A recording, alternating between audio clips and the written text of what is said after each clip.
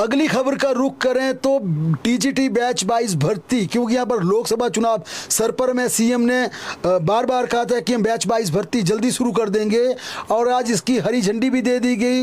Elementary education की तरफ से टीजीटी के लिए यहाँ पर रिजल्ट तैयार कर लिया और माना जा रहा कल इसकी घोषणा कर दी जाएगी। ये डायरेक्शन गवर्नमेंट की तरफ से डायरेक्टर एलिमेंट्री को जारी कर दी है। और इसके साथ ना केवल टीजीटी बल्कि यहाँ पर टीजीटी के तहत स्पोर्ट्स और एक्स सर्विसमैन के कोटे से भी भर्ती होगी, यानी कि जो 892 पद टीजीटी के भरे जाने थे अब उसका रिजल्ट करीब 1000 के आसपास के लिए घोषित किया जाएगा, जिसमें टीजीटी और टीजीटी के अलावा एक्स सर्विसमैन, स्पोर्ट्स कोटा, इन सभी को नियुक्ति पत्र इसी महीने जारी कर दिए जाएंगे। लेकिन ज्वाइनिंग 1 अप्रैल से होगी और इसके पीछे बड़ा साफ कारण है, वित्तीय संकट के चलते सरकार ने ये तमाम भर्ती घोषित नहीं की थी, इसके रिजल्ट की घोषणा नहीं की थी।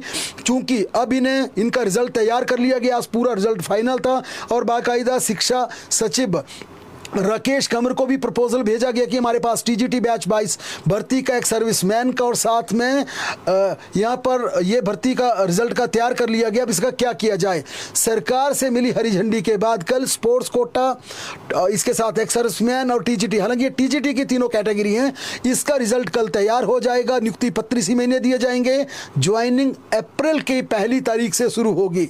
जेबीटी शास्त्री भर्ती की बात की जाए तो राज्य सरकार ने हाई कोर्ट से पूछा था, बड़ी पुरानी खबर है, बड़े दिनों से ये मामला चल रहा है, लेकिन आज ये केस हाई कोर्ट में मेंशन होना था और इसे लेकर भी शिक्षा सचिव राकेश कंवर ने कहा कि अब हमें कोर्ट के फाइनल ऑर्डर का इंतजार है। अगर हिमाचल प्रदेश हाई कोर्ट से हरी झंडी मिल जाती है तो हमने रिजल्ट तैयार कर लिया है, हमने सिर्फ घोषणा की अनुमति मांगी है, इसको रिजल्ट को डिक्लेयर करने की अनुमति मांगी है और हाई कोर्ट देखना चाहेगा कि आपने शास्त्री और जेबीटी के लिए हमने किस प्रकार के क्या नियम रखे थे, किस प्रकार का रिजल्ट बनाया है, कौन कहां पर है। और उन्होंने कहा कि यह केस हाई कोर्ट में आज मेंशन होना था, अब हमें इसका इंतजार है कि आज मेंशन हुआ या नहीं हुआ। हमने डीए से भी पूछा है, एडवोकेट जनरल से पूछा है।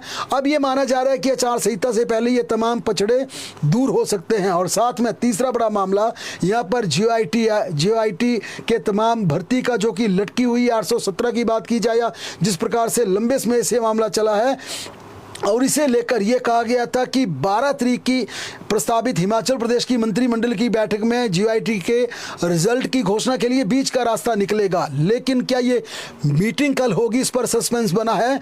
मुख्यमंत्री ने जरूर संकेत दिए थे 12 को कैबिनेट करेंगे, अफसरों को भी एजेंडा बनाने के निर्देश जारी कर दिए थे, लेकिन अभी तक सामान्य प्रशासन विभाग से कैबिनेट की बैठक को लेकर कोई नोटिफिकेशन जारी नहीं हुई है।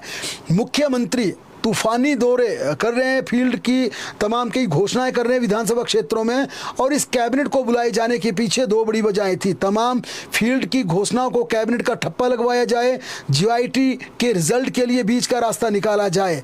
लेकिन अभी तक इस कैबिनेट बैठक की नोटिफिकेशन जारी नहीं हुई है, चिट्ठी जारी नहीं हुई है और तमाम अधिकारी इस बात को कह रहे हैं कि मुख्यमंत्री के आदेशों का इंतजार है। मुख्यमंत्री आज इंदौरा और भटियात के दौरे पर थे, वापिस आए, वापिस आने के बाद व्यस्त हो गए। अब कैंडल मार्च है शाम को, अगर देर शाम को ऐसे कोई आदेश होते तो जरूर कल कैबिनेट की बैठक होगी, लेकिन इसके लिए सीएम के डायरेक्शन जरूरी है, क्योंकि कल माना जा रहा है कि मुख्यमंत्री चंबा सदर का दौरा कर सकते हैं, चंबा एक बार फिर चंबा का रुख कर सकते हैं।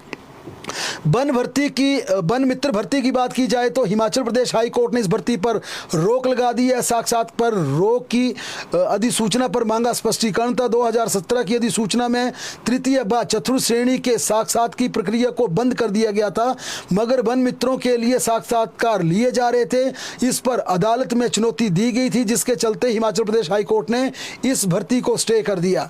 हिमाचल प्रदेश में 2061 वन मित्र भर्ती किए जाने थे। मामले की सुनवाई अब 22 मार्च 2024 को निर्धारित की गई है।